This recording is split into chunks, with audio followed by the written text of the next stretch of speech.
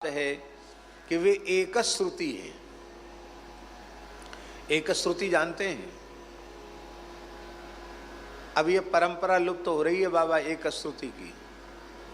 हमारे पूर्वजों में ऐसे महापुरुष भये हैं जो किसी भी विषय को एक बार श्रवण कर लें फिर जीवन भर के लिए उन्हें कंठस्थ हो जाता। एक श्रुति। सूत जी उन एक श्रुतियों में थे।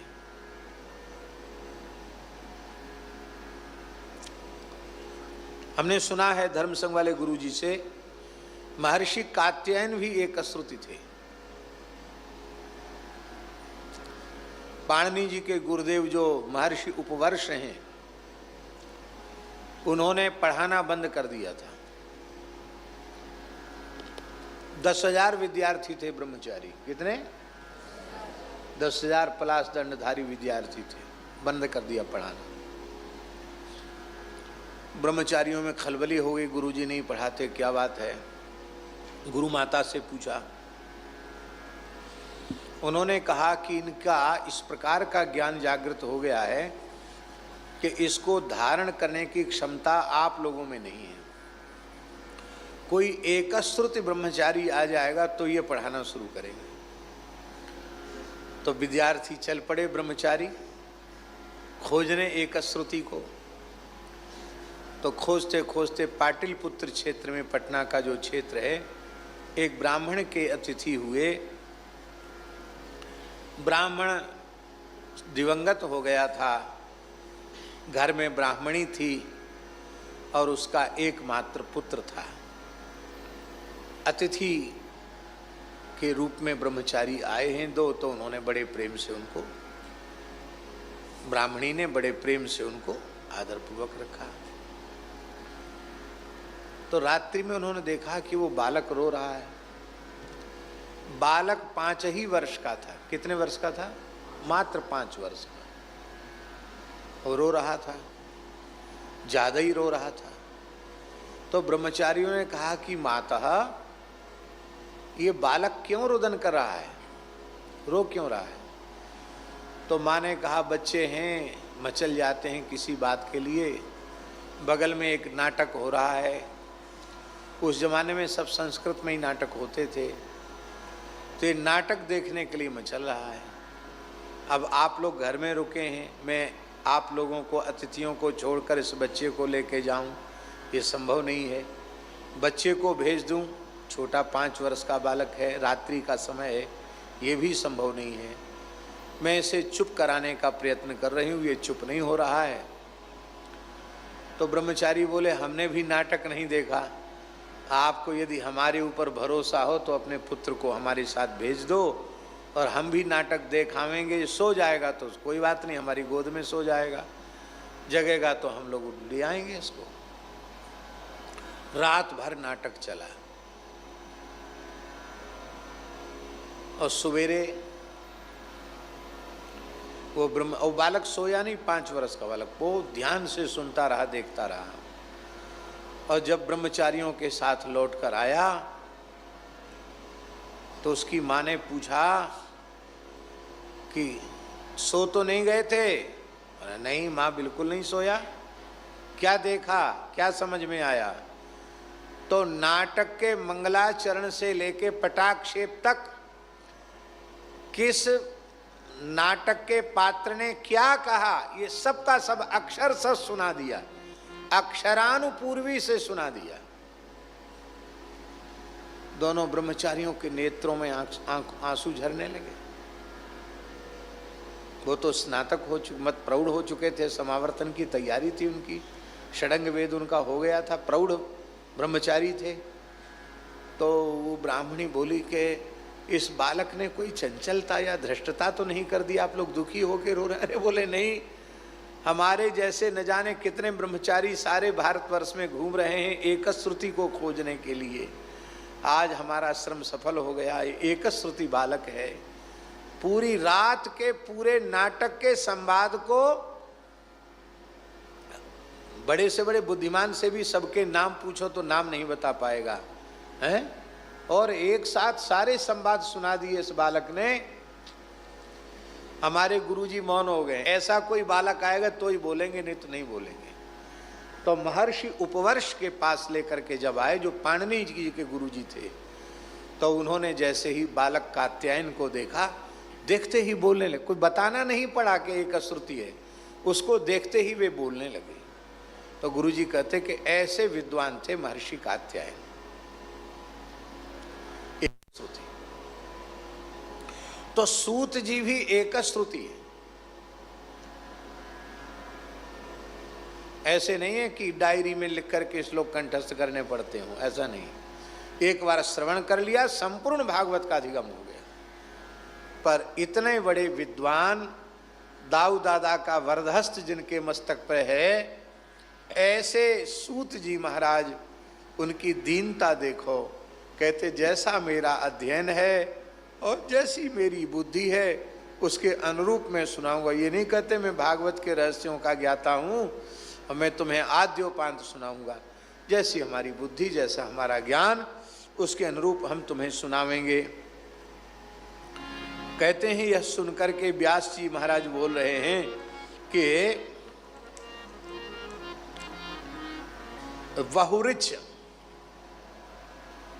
बहुरिच शौनक जी को कहा। बहुरिच का अर्थ हो तो ऋग्वेदी। ऋग्वेदी महर्षि शौनक ने और सूत जी की बड़ी प्रशंसा की और कहा कि भगवान, आपने श्री सुखदेव जी के मुखारविंद से जो कथा सुनी हो, उसको आप अवश्य सुनावें। किस युग में, किस हेतु से ये कथा का प्राकट्य हुआ और किसकी प्रेरणा से भगवान व्यास ने इसको लिखा। और हमने तो सुना है कि सुखदेव जी जन्म लेते ही सब कुछ त्याग करके चले गए। हमारे महाराज जी कहते कि नालो छेदन तक नहीं हुआ था। जो नार लटक रही ना, नारो, तो लटकते भय नार को आड़बंद के जैसे कमर में लपेट लिया, क्योंकि घुटने में टकरा रहा था, उसको लपेट लिया। और व्यास जैसे, बाबा यहाँ आगे आ जाओ, बरसाने वाले बाबा आगे आ जाओ, और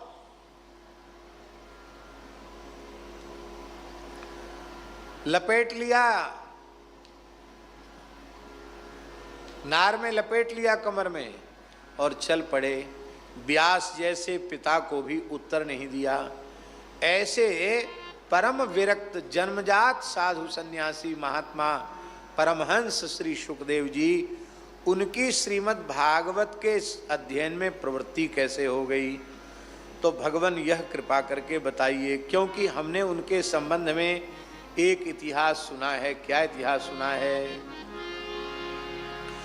दृष्ट्वानुयान्त मृषिमात्मजमप्यनग्नम् देव्यो ह्रिया परिदधुर्न सुतस्य चित्रम् तद्वीक्ष्य पृच्छति मुनौ जगदुस्तवास्ति स्त्री पुंभिदान तु सुतस्य विविक्त दृष्टे। श्री सुखदेव जी महाराज आगे आगे चल रहे हैं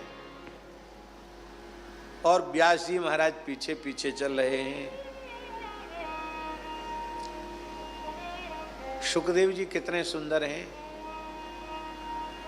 एक तो नित्य किशोर हैं सुखदेव जी, बालक रूप में प्रकट नहीं हुए, प्रकट होते ही किशोर हो गए।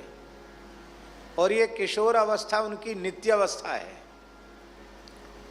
अब कितने सुंदर हैं, हमें और कोई उदाहरण समझ में नहीं आता है। हमारे नित्य किशोर, नवल किशोर, श्याम सुंदर श्री कृष्ण अपनो पीतांबर, अपनी कछनी, अपनो मुकुट, अपनी बंसी लकुट पधराए के अपने संपूर्ण श्रीअंग में ब्रजरज को लेप कर ले में और अवधूत वेश में विचरण करें यमुना जी के पुलिन में, तो कैसी शोभा होगी। ऐसी ही शोभा श्री सुखदेव जी की है। ऐसे लगता है मानो परमहंस अवस्था को, अवधूत अवस्था को कृतार्थ करने के लिए श्री कृष्ण ही इस रूप में आ गए। कोटि कोटि कंदर्प दर्प दलन करने वाला स्वरूप है सुखदेव जी का, किशोर अवस्था है।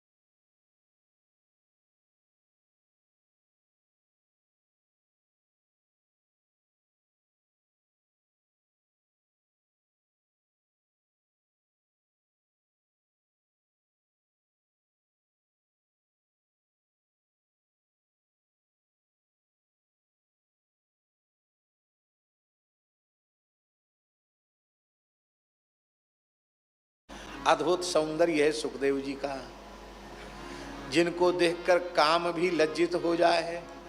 उन युवा पुत्र सुखदेव जी को देख करके देवांगनाएं स्नान कर रही थी वस्त्रहीन, उन्होंने तत्काल अपने अपने वस्त्र धारण कर लिए।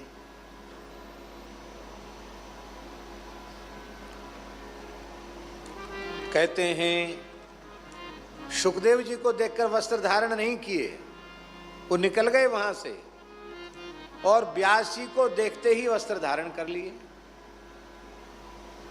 तो व्यास जी हैं। व्यास जी खड़े हो गए, बोले देवांगनाओं, एक जिज्ञासा है हमारी। क्या? मेरा कामदेव से भी अधिक सुंदर किशोर अवस्था का पुत्र शुक दिगंबर अवस्था में यहां से निकला, उसको देखकर आपको लज्जा नहीं आई? और मेरी हजारों लाखों वर्ष की आयु हो रही, ज्ञान वृद्ध, वयो वृद्ध, तप वृद्ध, मुझे देखकर आपने वस्त्र धारण कर लिए, क्या कारण है? उन देवांगनाओं ने कहा जगदुहु। किम जगदु? क्या कहा उन्होंने? वो तव अस्ति, तव किमस्ति स्त्री पुंभिदा, तुम्हारी दृष्टि में यह स्त्री शरीर है और यह पुरुष शरीर है। आओ,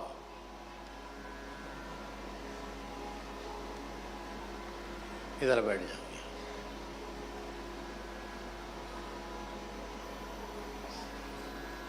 स्त्री पुंभिदा न तो सुतस्य विविक्त दृष्टे,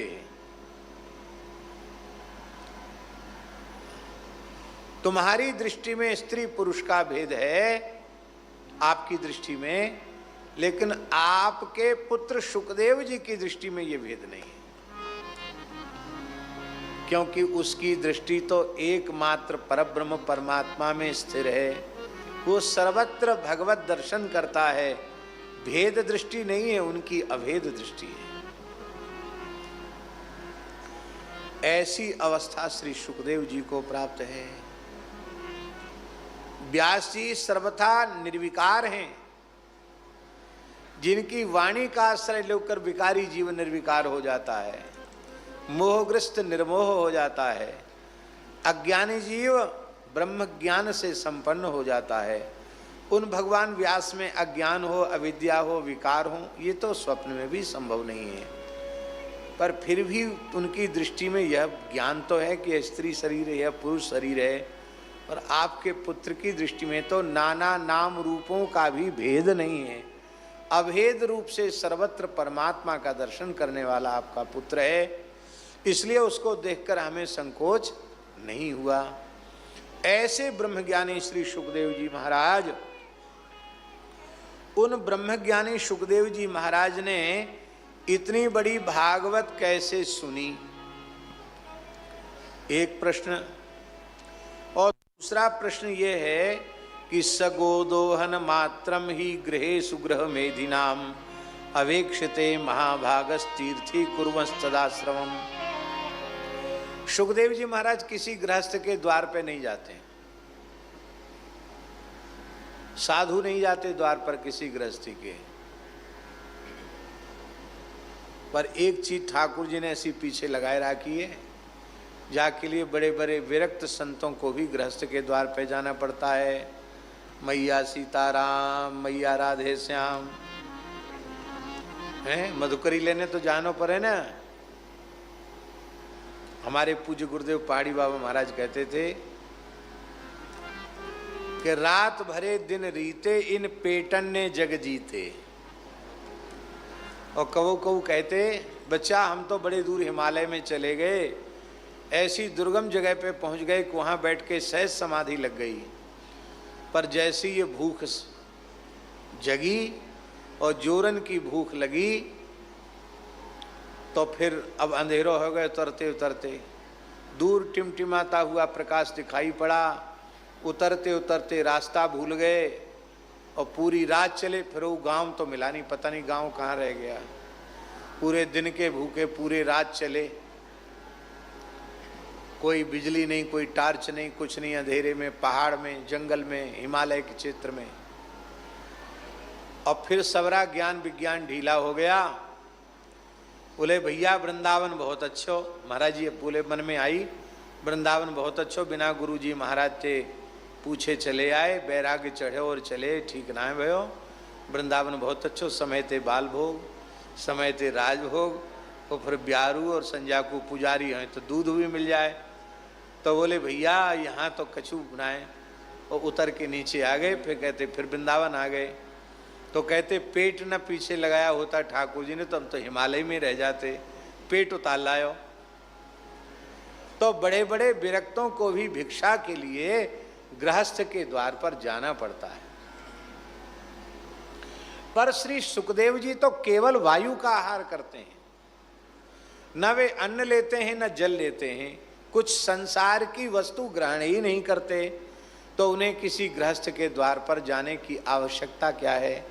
कथनचित किसी भाग्यशाली गृहस्थ का सौभाग्य जग जाए और उसके अतिथि बन जाएं श्री सुखदेव जी महाराज, और वो चरण पकड़ ले कि नहीं महाराज आपको तो ठहरना पड़ेगा, तो उतनी देर ठहरते हैं जितनी देर में एक गैया की धार कढ़े, गैया दुही जाए उतनी देर ठहरते हैं। इसका मतलब है कि बहुत आग्रह करने पर भी धारोष्ण दुग्ध एक आध घूंट ले लेते हैं, वो भी कभी कभार 4-6 साल में एक बार किसी गृहस्थ के द्वार पर जाके, अन्यथा कुछ भी नहीं लेते हैं। तो ये और आश्चर्य की बात है कि 7 दिन तक एक ही जगह रह करके और उन्होंने श्रीमद् भागवत कैसे कही, यह और